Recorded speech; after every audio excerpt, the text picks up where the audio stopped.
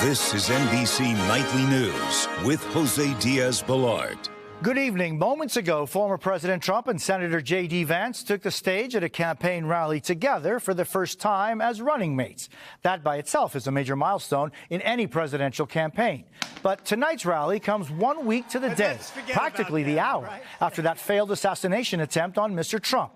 There was a massive security presence there tonight, and we are learning more about the security lapses 1 week ago, including that the shooter flew a drone over the rally site just hours before he carried out the shooting.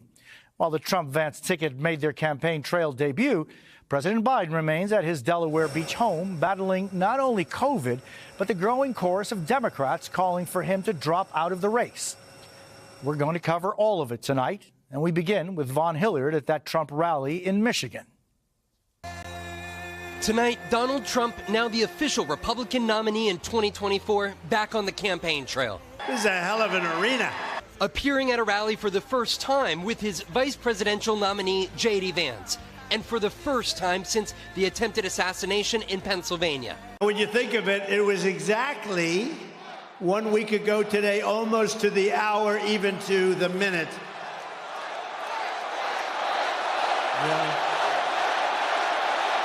The security presence outside and inside this downtown Grand Rapids arena evident. Long lines at security screening. As law enforcement keep a close eye on the crowd from the ground and from above. Is there an explicit ramped up security presence for something like this? Certainly after what happened last week, Secret Service, local police certainly don't want to have any incidents going forwards. It doesn't matter if they're going to try to take shots, we're still going to support them no matter what. The tighter security extending to Trump's new running mate. Vance and his family now under Secret Service protection. Trump took to the stage wearing a smaller bandage. In a new letter today, Trump's former White House physician, Ronnie Jackson, writing that the bullet struck the top of his right ear and came less than 1/4 of an inch from entering his head. The bullet track produced a 2-centimeter wide wound, approximately the width of a penny. At first, you didn't know if he was even alive. And when he stood up and he raised his fist in the air, and then there was a collective cheer. I mean, that just, you were just riveted. Less than 4 months from now, we are going to win Michigan. We are going to take back the White House in a monumental landslide. We want an America that works for Americans, and the only way to do it is to re-elect Donald J. Trump, President of the United States. Vaughn, it's Mr. Trump's first rally back. What has his tone been like? Right, we heard a much more subdued tenor from Donald Trump at his Milwaukee convention speech. Tonight, though, he is back to, you could say, his old self, his normal intonation, even surveying the crowd on which Democrat they'd like to face in the general election. Jose? Vaughn Hilliard in Grand Rapids, Michigan, thank you. And new details are emerging tonight about the man who tried to assassinate former President Trump at that Pennsylvania rally. Investigators now learning more about what he looked at online and what he did in the hours before that rally. George Solis reports. Take a look at what happened. 1 week since the assassination attempt of the former president at a campaign rally in Butler, Pennsylvania, authorities appear to be no closer to declaring a motive. But a clear picture of the shooter and the actions of 20-year-old Thomas Matthew Crooks is emerging. A source familiar with the investigation telling NBC News Crooks flew a drone at the rally site mere hours before Donald Trump took the stage. While common for the Secret Service to ban drones over areas they are securing, it's unclear if that happened in this case. Drone and drone equipment were found in Crooks' car, according to a senior law enforcement source. Two senior law enforcement sources tell NBC News the FBI has uncovered more than 14,000 links on the phone of the shooter, and that online searches by Crooks involved depressive disorder, explosive materials, and chemical compounds, as well as information about the 2021 Oxford High School mass shooting and convicted shooter Ethan Crumbley. The details come as actions by the Secret Service come under growing scrutiny, including how long it took to get former President Trump off the stage following the shooting. I love you, Trump. The tense moments captured in this video posted on social media. The Department of Homeland Security Office of Inspector General opening 3 probes examining the Secret Service's actions. Very disappointing in your leadership. All of it as pressure mounts on Director Kimberly Cheadle to resign. No group of GOP senators confronting her this past week at the RNC.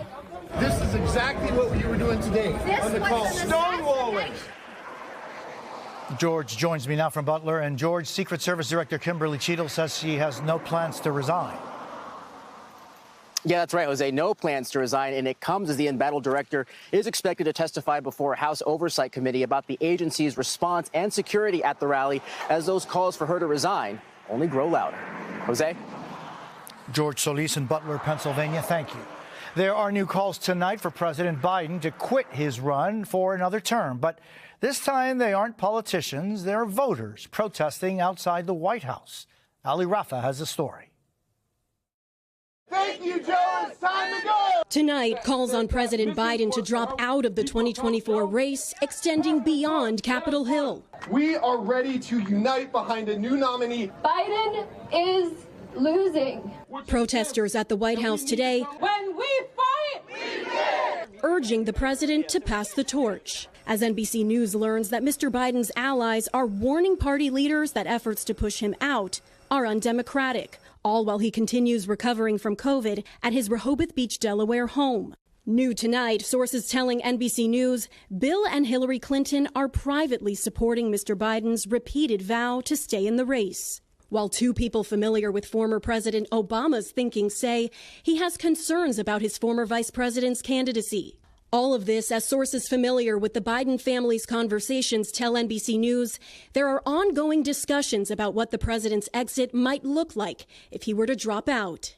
The divide among Democrats only widening as more than 30 lawmakers call on the president to step aside without agreeing on a replacement. If President Biden decides to step back, we have Vice President Kamala Harris, who is ready to step up to unite the party. NBC's Yamiche Alcindor is traveling with the vice president tonight.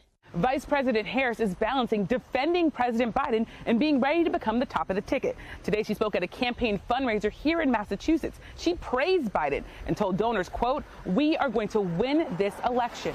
But behind the scenes, NBC News is learning Harris's allies are weighing how to build their own campaign if the president exits the race. Ali, the Democratic National Committee is still moving ahead with its plans to nominate the president. That's right. Delegates will formally nominate the president on a virtual roll call the first week of August, but the door would still be open if he decided to drop out after that. Jose? Ali Rafa, Rehoboth Beach, Delaware, thank you. And now to the massive fallout from that global tech outage. Airlines slowly coming back online, but that's little comfort to stranded passengers still desperate to catch flights home. Adrian Broaddus has our story. Tonight, frustration mounts at airports across the globe. I'm just frustrated because I just want to get home. This after a failed software update leaked to Microsoft Windows using CrowdStrike cybersecurity software crashed computers worldwide early Friday morning. It feels like I'm in hell. At Chicago's O'Hare, Meenakshi Patnaik is trying to get home to Atlanta after a long flight from India. After 2 cancellations yesterday, she's still waiting. God knows when I can go back home to my kids. So it's really frustrating. Most major airlines now back online after grounding flights, but the aftermath of the outage leaving passengers reeling with more than 1,700 flight cancellations and thousands of delays across the U.S. today. We're deeply sorry for the impact that we've caused to customers, to travelers, to anyone affected by this. CrowdStrike CEO apologizing Friday on the Today Show. The company now saying, quote, the issue has been identified, isolated, and a fix has been deployed. But with some hospital systems still impacted, the ripple effect of the crisis could be felt for weeks. Outside Philadelphia, Doreen McGettigan waits to learn if her cancer remains in remission. Her scan canceled, and she's unsure when it will be rescheduled. It's scary. It's just really a scary feeling. Honestly, I cried a couple times because I'm scared. Some passengers still trying to reach their destinations, shedding tears as they wait. We just have to cancel the trip, at least our portion. The rest of the family can go. They'll be there, but we won't be able to make it, which is heartbreaking. Adrian Broaddus is at O'Hare Airport in Chicago. Adrian, any sense of how long until things in the airports get back to normal? That's the big question, Jose. Some people standing in this line more than 2 hours just to rebook their canceled flight, only to be told the earliest they could depart is Tuesday. Others giving up, canceling their trip altogether. Adrian Broaddus in Chicago, thank you. Still ahead tonight, an NBC News investigation. Israel says its attacks on hospitals in Gaza are aimed at Hamas. Doctors there are telling us a different story. Plus, a terrifying caught-on-camera traffic stop after a driver fired a machine gun at police.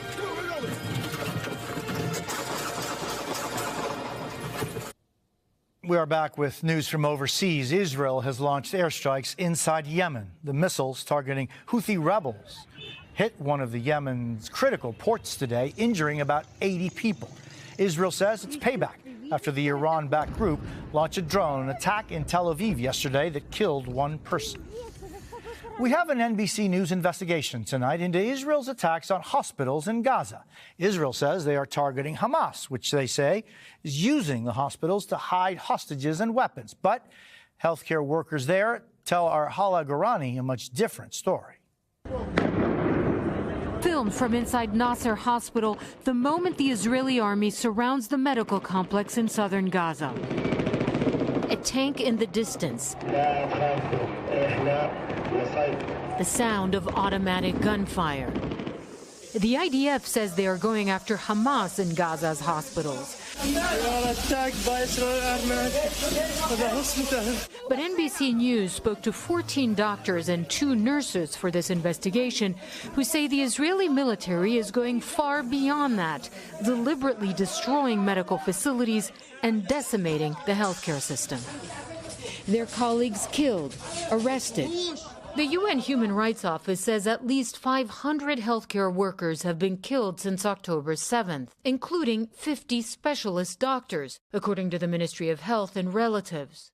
2 of them dying in detention. Dr. Hassan Abu Sitta was last in Gaza in November. The ones that I know, the colleagues and friends, have all been killed within less than half an hour of getting home. In addition to the doctors killed, at least 214 medical staff have been detained. NBC News spoke to a nurse whose name we are withholding because he fears repercussions. His account of abuse in detention closely resembles images broadcast in an Israeli report about a detainee camp in southern Israel. So, images to be in a sitting position for 18 to 19 hours a day. He describes repeated, violent interrogations. The Israeli military says hospitals are routinely used by Hamas. We have credible intelligence indicating that Hamas held hostages at the Nasser hospital. In the past, posting images of what they say is proof the group has used some of these locations to store weapons, like here at Nasser. Of the over dozen physicians NBC interviewed, all denied seeing militants or hostages within hospital walls. Since the start of the war, out of 36 hospitals in Gaza, at least 20 have been destroyed or are out of commission. They want to destroy the civilian society of the Palestinian people, and the hospitals are the cornerstones of the safety network for the people, for any civilian population. For the sick and injured in Gaza, there will be almost nowhere left to turn. Hala Gorani, NBC News. And we are back in a moment with the dramatic caught-on-camera moment. A driver shot a machine gun at police. We are getting our first look tonight at dashcam video of a terrifying traffic stop. This is the moment police in Los Angeles stop a possible drunk driver. Then the driver shoots at them with a machine gun.